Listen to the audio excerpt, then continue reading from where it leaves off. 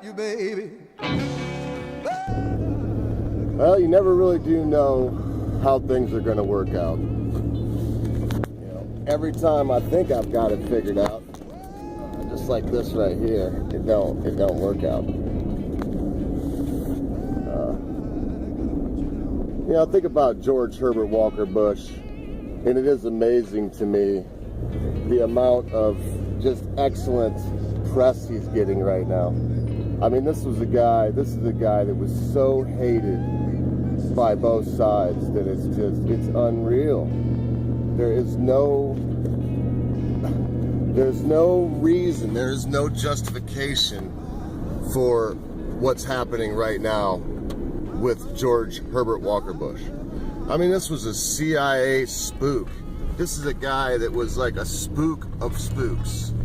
And, you know, the Iran-Contra affair, you know, everybody remembers Ollie North. Well, I remember George Herbert Walker Bush standing in the background, making the moves, doing what he had to do to continue wars and funding wars. And what was that thing he had to do? He had to use CIA agents to recruit a man named Freeway Ricky Ross, and they had to have Freeway Ricky Ross run crack cocaine, you know, up to LA, and they call it an epidemic. And I mean, I was watching High Impact TV now. It was High Impact Flicks, and then High Impact Vlogs, and now High Impact TV. And because they keep moving Brian, because they hate him trying to put out the truth. And I'm watching George Herbert Walker Bush talking about how we really all had to do our part, and you couldn't be complicit. You know, if you didn't do something to be against drugs, you were just as bad as the drug pusher.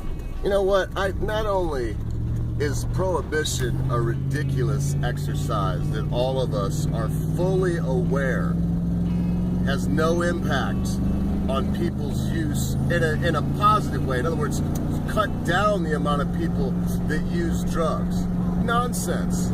We know when you make things, when you make them contraband, you make them cool. The young kids wonder, well, why is that illegal? Why am I not allowed to do that? I want to try that. It must be so cool. The adults, you know, because alcohol, you got to be 21, and that's cool, everybody says. And so I can't wait to be 21 and drink. Why can't I do crack or heroin or methamphetamine? It's illegal. It must be good. And leave that off. I mean, the amount of human beings that have been killed in the name of the war on drugs, the amount of dogs that have been killed, like lewds, that have been killed in the name of this ridiculous war on drugs. When we put all these real costs together, I think we come up with a butcher's bill that none of us want to pay. And George Herbert Walker Bush is one of the ringleaders of this. You know, he's one of the you know, down with drugs, and everybody that even does a drug should go to prison forever, and zero tolerance, 3 strikes and you're out, for things like contraband, like drugs, like for having a processed plant in the case of cocaine, and using the powder of that processed plant to bring you about a certain amount of joy. I mean, give me a break. There was a house right there, it burned flat. Give me a break.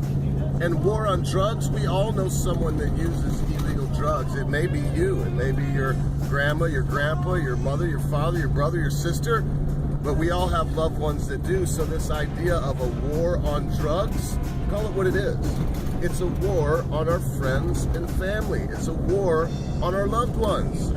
It's the government getting involved in morality. That is a mixture of church and state. And I tell you what, George H.W. Bush was one of the high priests in the church and state mixture that is big government. And I'm not trying to just speak ill of the dead, but the problem that I have is everybody else in the world was not speaking ill of him. They were talking smack that I don't believe they mean it. I mean, how can you go from hating somebody with every fiber that you are this evil son of Prescott Bush, this Nazi sympathizer, you know, that helped the Nazis fight World War II by providing them lubricants for their Messerschmitts 109s. Anyway, look folks, as you can see, we're home. Lily Dog's excited, I'm sure, and she wants to get out of the truck.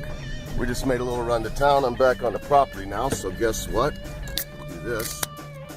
Thanks for joining me on this little rant, something new I'm trying. I do love to talk to you while I'm driving. I don't know why, but I am enjoying it. And I tell you what, folks, until today, later today on my YouTube channel, my secondary YouTube channel, when we fire up the daily talk, remember one thing. Be good to your friends, be good to your family members, be good to your loved ones. Be quick to say you're sorry. Be even quicker to accept an apology, especially when that thing your friend, your family member, your loved one has done seems to be so huge you'll never be able to forget about it. Because constant viewers, my new BitChute friends, at a time you think not, your friends, your family members, your loved ones, your life, and everything you know will depart from you.